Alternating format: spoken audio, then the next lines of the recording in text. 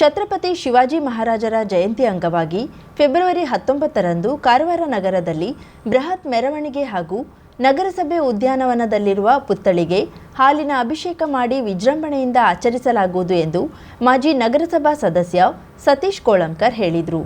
ಕಾರವಾರ ನಗರದ ಜಿಲ್ಲಾ ಪತ್ರಿಕಾ ಭವನದಲ್ಲಿ ಸೋಮವಾರ ಸುದ್ದಿಗೋಷ್ಠಿ ನಡೆಸಿ ಮಾತನಾಡಿದ ಅವರು, ವಿಶ್ವ ಹಿಂದೂ ಪರಿಷತ್, ಬಜರಂಗ ದಳ, ಭಗತ್ ಸಿಂಗ್ ಸೇನೆ ಹಾಗೂ ಶ್ರೀ ಛತ್ರಪತಿ ಶಿವಾಜಿ ಮಹಾರಾಜರ ಅಭಿಮಾನಿ ಕಮಿಟಿ ವತಿಯಿಂದ ಛತ್ರಪತಿ ಶಿವಾಜಿ ಮಹಾರಾಜರ ಜಯಂತಿಯನ್ನ ಅದ್ದೂರಿಯಾಗಿ ನಡೆಸಲಾಗುತ್ತಿದೆ. ನಗರಸಭೆ ಬಳಿಯ ಉದ್ಯಾನವನದಲ್ಲಿ ಬೆಳಿಗ್ಗೆ 9:30ಕ್ಕೆ ಪುತ್ಥಳಿಗೆ ಪೂಜೆ ಮಾಡಿ ಹಾಲಿನ ಅಭಿಷೇಕ ಮಾಡಲಾಗುವುದು. ಮಧ್ಯಾಹ್ನ 3:30ಕ್ಕೆ ಬಾಡದ ಮಹಾದೇವ ದೇವಸ್ಥಾನದಿಂದ ಬೃಹತ್ ಬೈಕ್ ರ್ಯಾಲಿ ನಡೆಸಲಾಗುವುದು. ಅಭಿಮಾನಿಗಳು ಹೆಚ್ಚಿನ ಸಂಖ್ಯೆಯಲ್ಲಿ ಆಗಮಿಸಬೇಕು ಎಂದು ಹೇಳಿದರು. ಬೆಳಗ್ಗೆ 9 ಗಂಟೆಗೆ ಮುನ್ಸಿಪಾಲಿಟಿ ಗಾರ್ಡನ್ ಛತ್ರಪತಿ ಶಿವಾಜಿ ಮಹಾರಾಜರ ಹಾಲಿನ ಅಭಿಷೇಕ ಇದೆ. ತಾವೆಲ್ಲರೂ ಬಂದು ಇದರಲ್ಲಿ ಭಾಗಿಯಾಗಬೇಕು ಮತ್ತು ಮಹಾರಾಜರ ತಮ್ಮ ಕೈಯಿಂದ ಅಭಿಷೇಕ ಮಾಡಿಕೊಳ್ಳಬೇಕು ಅಂತ ಮಾತ್ರ ವಿನಂತಿಸಿಕೊಳ್ಳುತ್ತಾ ಇದ್ದೇನೆ. ಮತ್ತು 3:30 ಗಂಟೆಗೆ ರಾಜಸ್ಥಾನ್ ಟೆಂಪಲ್, ರಾಜಸ್ಥಾನ ಕಡೆಯಿಂದ ಕಾಲಿಬಾಗ್ ಸವಿತಾ ಕಡೆಯಿಂದ ಸುಭಾಷ್ ಚಂದ್ರ ಸರ್ಕಲ್, ಅಲ್ಲಿಂದ ಬಸ್ ಸ್ಟ್ಯಾಂಡ್ ಸರ್ಕಲ್ ಕಡೆಯಿಂದ ಶಿವಾಜಿ ಮಹಾರಾಜ್ ಸರ್ಕಲ್ ಹತ್ರ ನಮ್ಮ ಕಾರ್ಯಕ್ರಮ ಮುಕ್ತಾಯ ಆಗ್ತದೆ.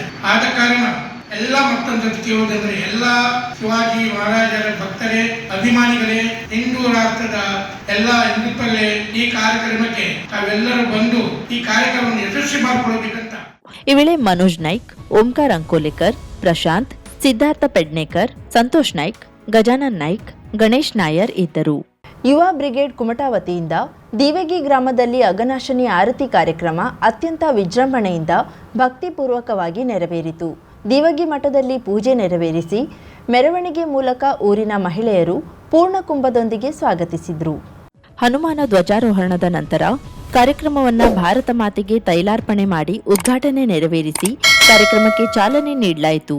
ನದಿಯ ದಡದಲ್ಲಿ ನಿಂತು ಯುವಕ ಯುವತಿಯರು ಅಘನಾಶಿನಿಗೆ ಆರತಿ ಎತ್ತಿ ಕೃತಜ್ಞತೆ ಸಲ್ಲಿಸಿದ್ರು. ಮಹಾಸಂಸ್ಥಾನ ಮಠ ಹಿರೇಹಡಗಲಿಯ ಶ್ರೀ ಅಭಿನವ ಹಾಲ ಸ್ವಾಮೀಜಿ ಆಶೀರ್ವಚನ ನೀಡಿ, ತಾಯಿಯಾದವಳು ಮಕ್ಕಳನ್ನ ಹೇಗೆ ಅತಿ ಹೆಚ್ಚು ಪ್ರೀತಿ ಮಾಡುತ್ತಾಳೆಯೋ ಹಾಗೆಯೇ ಅಘನಾಶಿನಿ ನದಿ ಕೂಡ ಈ ಭಾಗದ ಜನರ ಜೀವನ ನಾಡಿಯಾಗಿ ಅನೇಕರಿಗೆ ತಾಯಿಯಂತೆ ಪ್ರೀತಿಸಿ ಸಲಹಿದ್ದಾಳೆ ಎಂದರು.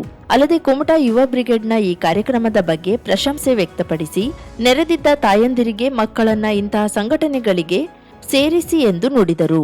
ಯುವ ಬ್ರಿಗೇಡ್ ಸಂಸ್ಥಾಪಕ ವಾಗ್ಮಿ ಚಕ್ರವರ್ತಿ ಸೂಲಿಬೇಲೆ ಮಾತನಾಡಿ, ನದಿ ಪಾತ್ರದಲ್ಲಿ ಅನೇಕ ನಾಗರಿಕತೆ ಹಾಗೂ ವೇದಗಳ ಜನನ ಆಗಿದೆ. ಇಂತಹ ನದಿಗಳ ಉಳಿವಿಗಾಗಿ ಯುವ ಬ್ರಿಗೇಡ್ ಅನೇಕ ಸ್ವಚ್ಛತಾ ಕಾರ್ಯ ಮಾಡುತ್ತಾ ಬಂದಿದ್ದು, 3 ವರ್ಷಗಳಿಂದ ಕುಮಟಾ ಯುವ ಬ್ರಿಗೇಡ್ ತಂಡದವರು ಬೇರೆ ಬೇರೆ ಸ್ಥಳದಲ್ಲಿ ಈ ಕಾರ್ಯಕ್ರಮ ಮಾಡುತ್ತಾ ಬಂದಿದ್ದಾರೆ. ಅಲ್ಲಿಯ ಜನರಲ್ಲೂ ನದಿಯ ಬಗ್ಗೆ ಅಭಿಮಾನ ಮೂಡುವಂತೆ ಮಾಡಿದ್ದಾರೆ ಎಂದರು. ಪವಿತ್ರ ನದಿ ಅಘನಾಶಿನಿಗೆ ರಾಮ್ಸರ್ ಪಟ್ಟಿಗೆ ಸೇರಿದ್ದನ್ನ ನೆನಪಿಸಿ ಮೆಚ್ಚುಗೆ ವ್ಯಕ್ತಪಡಿಸಿದ್ರು. ವಿಶ್ವಸಂಸ್ಥೆಯ ಯುನೆಸ್ಕೋದ ಒಂದು ಪಟ್ಟಿಯಲ್ಲಿ ಸೇರಿಕೊಂಡಿದೆ. ರಾಮ್ಸಾರ್ ಅಂದ್ರೆ ಏನು ಗೊತ್ತಾ? ಯಾವ ನದಿ ಕಲ್ಮಶವಿಲ್ಲದೆ 16 ಒಂದಷ್ಟು ಪಟ್ಟಿ ಮಾಡಿದ್ದಾರೆ. ಇಷ್ಟು ಜಲಚರಗಳಿಗೆ ಆವಾಸವಾಗಿದೆಯೋ, ಇಷ್ಟು ಜೀವಿಗಳಿಗೆ ಸ್ಥಾನ ಕೊಡುತ್ತೋ, ಇಷ್ಟು ಪವಿತ್ರವಾಗಿ ಹರ್ಕೊಂಡು ಹೋಗುತ್ತೋ ಅಂತ ನದಿಯನ್ನ ರಾಮ್ಸಾರ್ ಪಟ್ಟಿಗೆ ಸೇರಿಸ್ತಾರೆ. ಬಹಳ ಹೆಮ್ಮೆ ಅಂದ್ರೆ ಕರಾವಳಿಯ ಏಕೈಕ ನದಿ ಯಾವುದಾದ್ರೂ ರಾಮ್ಸಾರ್ ಪಟ್ಟಿಯಲ್ಲಿದ್ರೆ ಅದು ನಮ್ಮ ಅಘನಾಶಿನಿ ಮಾತ್ರ. ಕಳೆದ 100 ವರ್ಷ, 1000 ವರ್ಷಗಳಿಂದ ಒಂದು ನದಿ ನಿರಂತರವಾಗಿ ಹರ್ಕೊಂಡು ಬಂದು ಏನು ಅದ್ಭುತವಾದ ಸಂಸ್ಕೃತಿಯನ್ನು ಹುಟ್ಟಾಕಿದೆ. ದೀವಗಿಯ ಜನರಿಗೆ ಅಘನಾಶಿನಿಯ ಋಣ ಬಹಳ ದೊಡ್ಡದ್ದು. ಯಾಕೆ ಅಂತಂದ್ರೆ ಅಘನಾಶಿನಿ ಇಲ್ಲದೆ ಹೋದ್ರೆ ದೀವಗಿ ಇರಲಿಲ್ಲ. ಹೀಗಾಗಿ ಅಘನಾಶಿನಿಯ ಋಣ ಬಹಳ ದೊಡ್ಡದ್ದಿದೆ. ಇವತ್ತು ಆರತಿ ಮಾಡಬೇಕಾದ್ರೆ ಇದು ಬರೀ ಆರತಿ ಅಲ್ಲ, ಅಘನಾಶಿನಿಯ ಋಣವನ್ನ ತೀರಿಸುವಂತ ಪ್ರಕ್ರಿಯೆ ಅಂತ ಭಾವಿಸಿಕೊಳ್ಳಿ. ನಮ್ಮ ಹಿರಿಯರಿಗೆ ಇದ್ರ ಬಗ್ಗೆ ಚೆನ್ನಾಗಿ ಗೊತ್ತಿತ್ತು. ಅದಕ್ಕೆ ಏನ್ ಮಾಡ್ತಿದ್ರು ಗೊತ್ತಾ? ಸ್ನಾನ ಮಾಡಬೇಕಾದ್ರೆ ನದಿಯಲ್ಲಿ ಸೋಪ್ ಹಾಕೊಂಡು ಸ್ನಾನ ಮಾಡುವಂತಿಲ್ಲ ಅಂತ ನನ್ನ ಚಿಕ್ಕಮ್ಮ ನನಗೆ ಹೇಳಿಕೊಟ್ಟಿದ್ದು ಇವತ್ತಿಗೂ ನೆನಪಿದೆ. ನದಿಯಲ್ಲಿ ಸ್ನಾನ ಮಾಡೋದಿದ್ರೆ ಸೋಪ್ ಹಾಕೊಂಡು ಸ್ನಾನ ಮಾಡುವಂತಿಲ್ಲ. ನಮ್ಮಲ್ಲಿ ಇವತ್ತಿಗೂ ಸಂಪ್ರದಾಯ ಇದೆ, ನದಿಗೆ ಇಳಿಬೇಕಾದ್ರೆ ಚಪ್ಪಲಿ ಹಾಕೊಂಡು ಇಳಿಯುವಂತಿಲ್ಲ. ನೀವು ಚಪ್ಪಲಿ ಮೇಲ್ ಬಿಡಬೇಕು, ಆನಂತರ ಬಂದು ನದಿಯಲ್ಲಿ ಕಾಲ್ ತೊಳ್ಕೊಂಡು ಹೋಗ್ಬೇಕು. ಯಾಕೆ ಅಂತಂದ್ರೆ ನದಿ ಬರಿಯ ನೀರಲ್ಲ, ಅದು ನಮ್ಮ ತಾಯಿ ಎನ್ನುವಂತ ಭಾವನೆಯನ್ನ ನಮ್ಮ ಹಿರಿಯರು ನಮ್ಮ ತಲೆಯಲ್ಲಿ ತುಂಬಿದ್ರು. ಕರಿಂಜೆ ಮಠ ಮೂಡುಬಿದ್ರೆ ಶ್ರೀ ಮುಕ್ತಾನಂದ ಸ್ವಾಮೀಜಿ ಆಶೀರ್ವಚನ ನೀಡಿ, ನಾವು ಧರ್ಮಕ್ಕಾಗಿ ಇಂದು ಜಾತಿ ಪಕ್ಷವನ್ನ ಬಿಟ್ಟು ನಿಲ್ಲಬೇಕಾಗಿದೆ. ನಮ್ಮಲ್ಲಿ ಒಗ್ಗಟ್ಟು ಇಲ್ಲವಾದ್ರೆ ಮುಂದೊಂದು ದಿನ ತುಂಬಾ ಕಷ್ಟ ಅನುಭವಿಸಬೇಕಾಗುತ್ತದೆ ಎಂದು ನುಡಿದರು. ದಿವಗಿ ಗ್ರಾಮ ಪಂಚಾಯತ್ ಅಧ್ಯಕ್ಷ ಜಗದೀಶ್ ಭಟ್ ಮಾತನಾಡಿದ್ರು. ಯುವ ಬ್ರಿಗೇಡ್ ಸದಸ್ಯರಾದ ರವೀಶ್ ನಾಯ್ಕ್, ಪ್ರಕಾಶ್ ನಾಯ್ಕ್, ಸಚಿನ್ ಬಂಡಾರಿ, ಚಿದಾನಂದ್ ಹರಿಕಾಂತ್, ಗಣಪತಿ ಪಟಗಾರ್, ರಾಘವೇಂದ್ರ ಎಲ್ಜಿ, ಗಿರೀಶ್ ಪಟಗಾರ್, ಮಂಜುನಾಥ್ ಗೌಡ, ಜ್ಯೋತಿ ನಾಯ್ಕ್, ಯಮುನಾ ಅಂಬಿಗ, ಊರಿನವರಾದ ರಾಘವೇಂದ್ರ ದೇಶಭಂಡಾರಿ, ಜಟ್ಟಿ ಮುಕ್ರಿ, ವಿನೋದ್ ಅಂಬಿಗ, ಆನಂದು ದೇಶಭಂಡಾರಿ, ವಿವೇಕ್ ನಾಯ್ಕ್, ಊರಿನ ಎಲ್ಲಾ ಸಮಾಜದವರು ಇದ್ದರು. ಊರಿನ ವಿಶೇಷತೆ ಬಗ್ಗೆ ಹೇಮಂತ್ ಕುಮಾರ್ ಗಾಂವ್ಕರ್ ಮಾತನಾಡಿದ್ರು. ಕುಮಟಾ ಯುವ ಬ್ರಿಗೇಡ್ ಸದಸ್ಯರೇ ತರಬೇತಿ ಪಡೆದು ನಡೆಸಿದ ಅಘನಾಶಿನಿ ಆರತಿ ಕಾರ್ಯಕ್ರಮದೊಂದಿಗೆ ಮುಕ್ತಾಯವಾಯಿತು. ವಿಧಾನಮಂಡಲದ ಅಧಿವೇಶನ ಮಾರ್ಚ್ 3ರಿಂದ ಪ್ರಾರಂಭವಾಗಲಿದ್ದು, ರಾಜ್ಯಪಾಲರು 3ನೇ ತಾರೀಕಿನಂದು ಜಂಟಿ ಸದನವನ್ನ ಉದ್ದೇಶಿಸಿ ಭಾಷಣ ಮಾಡಲಿದ್ದಾರೆ. ಮಾರ್ಚ್ 7ರಂದು 2025-26ನೇ ಸಾಲಿನ ಆಯವ್ಯಯವನ್ನು ಮಂಡಿಸಲಾಗುವುದು ಎಂದು ಮುಖ್ಯಮಂತ್ರಿ ಸಿದ್ದರಾಮಯ್ಯ ತಿಳಿಸಿದರು. ವಿಧಾನಸೌಧದಲ್ಲಿ ಮಾಧ್ಯಮದವರೊಂದಿಗೆ ಮಾತನಾಡಿದ ಅವರು, ಆಯವ್ಯಯದ ಮೇಲೆ ಚರ್ಚೆ ನಡೆದು ಉತ್ತರವನ್ನ ಮಾರ್ಚ್ ತಿಂಗಳ ಕೊನೆಯಲ್ಲಿ ನೀಡಲಾಗುವುದು. ಅಧಿವೇಶನ ಎಷ್ಟು ದಿನದವರೆಗೆ ನಡೆಸಬೇಕೆಂದು ವ್ಯವಹಾರ ಸಲಹಾ ಸಮಿತಿಯಲ್ಲಿ ತೀರ್ಮಾನ ಮಾಡಲಾಗುವುದು ಎಂದರು. ಮಾರ್ಚ್ 2025ನೇ ತಾರೀಕಿನಿಂದ ಅಸೆಂಬ್ಲಿ ಪ್ರಾರಂಭ ಆಗ್ತದೆ. ಹೊಸ ವರ್ಷದಲ್ಲಿ ಮೊದಲನೇ ಅಧಿವೇಶನ ಆದ್ರಿಂದ 3ನೇ ತಾರೀಕು ರಾಜ್ಯಪಾಲರ ಭಾಷಣ ಮಂಡಿಸ್ತಾರೆ. ಅವರು ರಾಜ್ಯಪಾಲರ ಭಾಷಣ ಮಂಡಿಸ್ತಾರೆ. ಅದರ ಮೇಲೆ ಚರ್ಚೆ ಮಂಗಳವಾರ, ಬುಧವಾರ, ಗುರುವಾರ ನಡೀತದೆ. ಶುಕ್ರವಾರ 7ನೇ ತಾರೀಕು ಶುಕ್ರವಾರ 25-26ನೇ ಸಾಲಿನ ಆಯವ್ಯಯವನ್ನು ಮಂಡಿಸ್ತೇನೆ. ಅದರ ಮೇಲೆ ಚರ್ಚೆ ನಡೆದು ಅದಕ್ಕೆ ಉತ್ತರನ ಮಾರ್ಚ್ ತಿಂಗಳ ಕೊನೆಯಲ್ಲಿ ಕೊಡ್ತೇನೆ. ಎಷ್ಟು ದಿನ ನಡೆಸಬೇಕು ಅನ್ನೋದ್ರ ಬಗ್ಗೆ ವಿವಿಧ ಇಲಾಖೆಗಳೊಂದಿಗೆ ಆಯವ್ಯಯ ಪೂರ್ವಭಾವಿ ಸಭೆ ನಡೆಸಲಾಗಿದ್ದು, ರೈತ ಸಂಘಟನೆಯ ಮುಖಂಡರೊಂದಿಗೆ ಸಭೆ ನಡೆಸಿದ್ದು, ಅವರ ಸಲಹೆಯನ್ನ ಗಮನದಲ್ಲಿಟ್ಟುಕೊಂಡು ಬಜೆಟ್ ತಯಾರಿಸುವಾಗ ಇತಿಮಿತಿಯೊಳಗೆ ಸಲಹೆಯನ್ನ ಸೇರ್ಪಡೆ ಮಾಡಲಾಗುವುದು. ಕರ್ನಾಟಕ ಸರ್ಕಾರ ರೈತರ ಹಿತವನ್ನ ಕಾಪಾಡುವುದರಲ್ಲಿ ಹಿಂದೆ ಬಿದ್ದಿಲ್ಲ. ಯಾವತ್ತೂ ರೈತರ ಪರವಾಗಿದ್ದು ಕೃಷಿ ಕ್ಷೇತ್ರದ ಬೆಳವಣಿಗೆಗೆ ಪೂರಕವಾಗಿ ಇರಲಿದೆ ಎಂದು ಮುಖ್ಯಮಂತ್ರಿಗಳು ತಿಳಿಸಿದರು. ಬಿಸಿನೆಸ್ ಅಡ್ವೈಸರಿ ಕಮಿಟಿನಲ್ಲಿ ತೀರ್ಮಾನ ಮಾಡ್ತೀವಿ. ಇವತ್ತು ನಾನು ಬೇರೆ ಬೇರೆ ಇಲಾಖೆಗಳ ಜೊತೆನೆಲ್ಲ ಸಭೆ ಮಾಡಿದ್ದೀನಿ. ನನಗೆ ಕಾಲು ನೋವಾಗಿದ್ರು ಕೂಡ, ನೋವಾಗಿದ್ರು ಕೂಡ ಮನೆಯಲ್ಲೇ ಬೇರೆ ಬೇರೆ ಮೀಟಿಂಗ್ಗಳು ಮಾಡಿದ್ದೀನಿ. ಇವತ್ತು ಜಾಸ್ತಿ ಜನ ಬರ್ತಾರೆ ಅನ್ನೋದಕ್ಕೋಸ್ಕರ ಇಲ್ಲಿ ಬಂದಿದ್ದೇನೆ. ರೈತ ಸಂಘಟನೆಗಳು ಎಲ್ಲ ಮುಖಂಡರುಗಳೆಲ್ಲ ಬಂದಿದ್ರು. ಅವರ ಅಭಿಪ್ರಾಯಗಳನ್ನು ಕೊಟ್ಟಿದ್ದಾರೆ. ನಾವು ಅವ್ರ ಸಲಹೆಗಳನ್ನು ಗಮನದಲ್ಲಿ ಇಟ್ಟುಕೊಂಡು ಬಜೆಟ್ ತಯಾರು ಮಾಡುವಾಗ ನಮ್ಮ ಇತಿಮಿತಿ ಒಳಗಡೆ ಯಾವುದನ್ನು ಸೇರಿಸಬೇಕು, ಯಾವುದನ್ನು ಮತ್ತೆ ಕರ್ನಾಟಕ ಸರ್ಕಾರ ಯಾವಾಗಲೂ ಕೂಡ ರೈತ ಹಿತವನ್ನು ಕಾಪಾಡೋದ್ರ ಹಿಂದೆ ಬಿದ್ದಿಲ್ಲ. ಬೆಲೆ ಏರಿಕೆ ಹೆಚ್ಚಾಗಿರುವುದರಿಂದ ನಿರೀಕ್ಷೆಗಳು ಕೂಡ ಹೆಚ್ಚಾಗಿವೆ ಎಂಬ ಮಾಧ್ಯಮಗಳ ಪ್ರಶ್ನೆಗೆ ಉತ್ತರಿಸಿ, ಕೇಂದ್ರ ಹಾಗೂ ರಾಜ್ಯ ಸರ್ಕಾರ ಎರಡೂ ಮಾಡುತ್ತವೆ. ಕೇಂದ್ರ ಸರ್ಕಾರದ ಬೆಲೆ ಏರಿಕೆ ಕುರಿತು ಹೆಚ್ಚಿನ ಒತ್ತು ನೀಡಬೇಕು. ರಾಜ್ಯ ಸರ್ಕಾರ ಬೆಲೆ ಏರಿಕೆ ತಗ್ಗಿಸಲು ಸಾಧ್ಯವಾದಷ್ಟು ಪ್ರಯತ್ನ ಮಾಡಲಿದೆ ಎಂದರು. ಮೆಟ್ರೋ ರೈಲಿನ ದರ ನಿಗದಿ ಮಾಡುವುದು ಕೇಂದ್ರ ಸರ್ಕಾರ ನೇಮಕ ಮಾಡಿರುವ ಸಮಿತಿ. ಮೆಟ್ರೋ ಸ್ವಾಯತ್ತ ಸಂಸ್ಥೆಯಾದರೂ ಸಮಿತಿಯಲ್ಲಿ 2 ಕೇಂದ್ರ ಸರ್ಕಾರದ ಪ್ರತಿನಿಧಿಗಳು ಹಾಗೂ 2 ರಾಜ್ಯ ಸರ್ಕಾರದ ಪ್ರತಿನಿಧಿಗಳು ಇರುತ್ತಾರೆ. ಬೆಲೆ ನಿಗದಿ ಮಾಡಲು ರಾಜ್ಯ ಸರ್ಕಾರದ ಪ್ರಸ್ತಾವನೆ ನೀಡುತ್ತದೆ. ಬೆಲೆ ನಿಗದಿ ಮಾಡುವುದು ಸಮಿತಿ. ಅಧ್ಯಕ್ಷರನ್ನ ನೇಮಕ ಮಾಡುವುದು ಕೇಂದ್ರ ಸರ್ಕಾರ. ಪ್ರಸ್ತುತ ತಮಿಳುನಾಡು ರಾಜ್ಯದ ನಿವೃತ್ತ ನ್ಯಾಯಾಧೀಶರು ಅಧ್ಯಕ್ಷರಾಗಿದ್ದಾರೆ ಎಂದು ತಿಳಿಸಿದರು.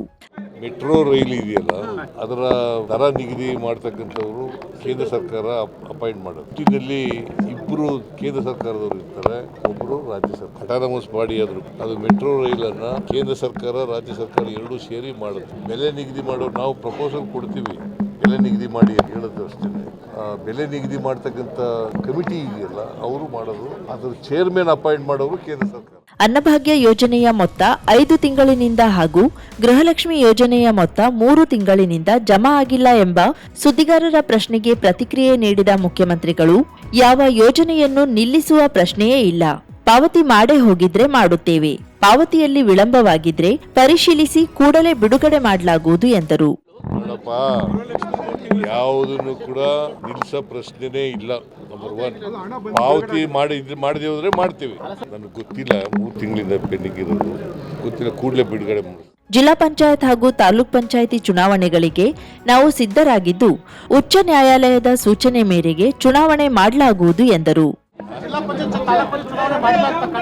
ನಾವು ತಯಾರಾಗಿದ್ದೀವಿ. ಯಾವಾಗ ಹೇಳಿದ್ರು ಹೈಕೋರ್ಟ್ನವ್ರು ಯಾವಾಗ ಹೇಳ್ತಾರೆ ಅವಾಗ ಚುನಾವಣೆ ಮಾಡಕ್ ತಯಾರಾಗಿದ್ದೀವಿ. ಜಲ್ ಜೀವನ್ ಮಿಷನ್ ಯೋಜನೆಯಡಿ ಕಾಮಗಾರಿಯನ್ನ ನಮ್ಮ ವೇಗಕ್ಕೆ ಅನುಗುಣವಾಗಿ ಮಾಡ್ತಿಲ್ಲ. ಕೇಂದ್ರ ಸರ್ಕಾರದ ಪಾಲನ್ನ ಅವರು ಕೊಡ್ತಿಲ್ಲ. ಈ ಹಿನ್ನೆಲೆಯಲ್ಲಿ ಟ್ವೀಟ್ ಮಾಡಲಾಗಿತ್ತು ಎಂದರು. ಅವರು ನಾವು ನಮ್ಮ ವೇಗಕ್ಕೆ ಅನುಗುಣವಾಗಿ ಅವ್ರು ಮಾಡ್ತಾ ಇಲ್ಲ, ಕೇಂದ್ರ ಸರ್ಕಾರದ ಪಾಲನ್ನ ಕೊಡ್ತಾ ಇಲ್ಲ. ಹಾಗಾಗಿ ನಾವು ಅದನ್ನ ಟ್ವೀಟ್ ಮಾಡಿದ್ದೇವೆ. ನಾಯಕತ್ವ ಬದಲಾವಣೆಗೆ ಸಂಬಂಧಿಸಿದಂತೆ ಪ್ರತಿಕ್ರಿಯೆ ನೀಡುತ್ತಾ ಈ ಕುರಿತು ಪಕ್ಷದ ಹೈಕಮಾಂಡ್ ತೀರ್ಮಾನಿಸಲಿದ್ದಾರೆ ಎಂದರು.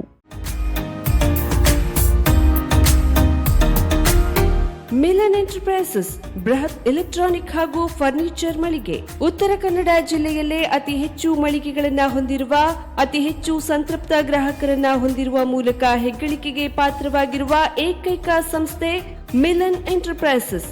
ನಮ್ಮ ಮಳಿಗೆಗಳಲ್ಲಿ ಪ್ರಸಿದ್ಧ ಕಂಪನಿಗಳ electronic refrigerator, washing machine, LED TV, ಎಸಿಗಳು ಲಭ್ಯ. ಭಾರತದ ಕರಾವಳಿ ಹವಾಮಾನಕ್ಕೆ ಹೊಂದಿಕೊಳ್ಳುವ ನಂಬರ್ 1 ಬ್ರ್ಯಾಂಡ್ ಆದ ಗೋದ್ರೇಜ್ ಕಂಪನಿಯ ಕಪಾಟು, ಆಫೀಸ್ ಟೇಬಲ್, ಆಫೀಸ್ ಚೇರ್, ಬ್ಯಾಂಕ್ಗಳಿಗೆ ಹಾಗೂ ಚಿನ್ನದ ಅಂಗಡಿಗಳಿಗೆ ಬೇಕಾಗುವ ಸೇಫ್ ಲಾಕರ್ಗಳು ಅತಿ ಕಡಿಮೆ ಬೆಲೆಯಲ್ಲಿ ಲಭ್ಯವಿದೆ. Teak wood sofa set, wooden dining table ಹಾಗೂ ಗ್ರಾಹಕರಿಗೆ ಬೇಕಾಗುವ ಅಳತೆಯಲ್ಲಿ ನಿಮ್ಮ ಮನೆಗೆ ಹೊಂದಿಕೊಳ್ಳುವ ಹಾಗೆ ಫರ್ನಿಚರ್ ಗಳನ್ನ ಮಾಡಿಕೊಡಲಾಗುವುದು. ಕಸ್ಟಮೈಸ್ಡ್ ಕಿಚನ್, ವಾರ್ಡ್ರೋಬ್ ಗಳನ್ನ ಅತಿ ಹೆಚ್ಚು ವರ್ಷಗಳ ಕಾಲ ಬಾಳಿಕೆ ಬರುವ ಹಾಗೆ ವಾರಂಟಿಯೊಂದಿಗೆ ಮಾಡಿಕೊಡಲಾಗುವುದು. ನಮ್ಮಲ್ಲಿ ಡ್ಯೂರಾಫ್ಲೆಕ್ಸ್, ಗೋದ್ರೇಜ್ ಕಂಪನಿಯ memory foam mattress, orthopaedic mattress, spring ಮ್ಯಾಟ್ರೆಸ್ಗಳು ಕಡಿಮೆ ಬೆಲೆಯಲ್ಲಿ ಲಭ್ಯ. ವಿವಿಧ ಕಂಪನಿಗಳ ನವೀನ ಮಾದರಿಯ ಮಿಕ್ಸರ್, ಗ್ರೈಂಡರ್, ಫ್ಯಾನ್, ಕುಕ್ಕರ್, ತವಾ, ಫ್ಲಾಸ್ಕ್, ಮೈಕ್ರೋ ಓವೆನ್ಗಳು ಲಭ್ಯವಿದೆ. 0% ಬಡ್ಡಿಯೊಂದಿಗೆ ಸ್ಥಳದಲ್ಲಿಯೇ ಬಜಾಜ್ ಫೈನಾನ್ಸ್ ನಿಂದ ಸಾಲ ಸೌಲಭ್ಯವಿದೆ. ಮಿಲನ್ ಎಂಟರ್ಪ್ರೈಸಸ್ ನಲ್ಲಿ ಖರೀದಿ ಮಾಡುವ ಗ್ರಾಹಕರಿಗೆ ಡಿಸ್ಕೌಂಟ್ ಮತ್ತು ಗಿಫ್ಟ್ ಜೊತೆಗೆ ಪ್ರತಿ 2,000 ರೂಪಾಯಿಗಳ ಖರೀದಿಗೆ ಒಂದು ಬಂಪರ್ ಲಕ್ಕಿ ಡ್ರಾ ಕೂಪನ್ ನೀಡಲಾಗುವುದು. ಈ ಲಕ್ಕಿ ಡ್ರಾ ನಲ್ಲಿ 7 ಲಕ್ಷದವರೆಗೆ ಬಹುಮಾನ ಗೆಲ್ಲುವ ಅವಕಾಶ ನಿಮ್ಮದಾಗಿರುತ್ತದೆ. ಲಕ್ಕಿ ಡ್ರಾದಲ್ಲಿ 1 ಕಾರ್, 2 ಬೈಕ್ ಮತ್ತು ರೆಫ್ರಿಜರೇಟರ್, ವಾಷಿಂಗ್ ಮಷೀನ್ ಸೇರಿದಂತೆ 30 ಲಕ್ಕಿ ಗ್ರಾಹಕರಿಗೆ ಬಹುಮಾನ ಗೆಲ್ಲುವ ಅವಕಾಶ. ಗ್ರಾಹಕರ ಸಂತೃಪ್ತಿಗೆ ನಮ್ಮ ಮೊದಲ ಆದ್ಯತೆ ಎನ್ನುವುದು ಮಿಲನ್ ಎಂಟರ್ಪ್ರೈಸಸ್ ನ ವಾಕ್ಯ. ಉತ್ತರ ಕನ್ನಡ ಜಿಲ್ಲೆಯ ನಮ್ಮ ಶೋರೂಮ್ಗಳಾದ old Mahalakshmi super market, Mulla stop ಹತ್ತಿರ, ಕಾಜುಬಾಗ್, ಕಾರವಾರ, ಅಗ್ರಿಕಲ್ಚರ್ ಆಫೀಸ್ ಎದುರುಗಡೆ, ಮಾಸ್ತಿಕಟ್ಟೆ ರೋಡ್, ಹೊನ್ನಾವರ, ಸೀಮಾ ಕಾಂಪ್ಲೆಕ್ಸ್ ಹತ್ತಿರ, ಮೋನಿ ಬಸ್ತಿ ಮೇನ್ ರೋಡ್, ಭಟ್ಕಳ, ಇಂಡಿಯನ್ ಬ್ಯಾಂಕ್ ಎದುರು, CP Bazar road, Sirsi, JS building, JN road, Dandeli, KS building, Motikeri road, Haliyal. ಇಲ್ಲಿಗೆ ತಪ್ಪದೇ ಭೇಟಿ ನೀಡಿ ಸಂತೃಪ್ತರಾಗಿ.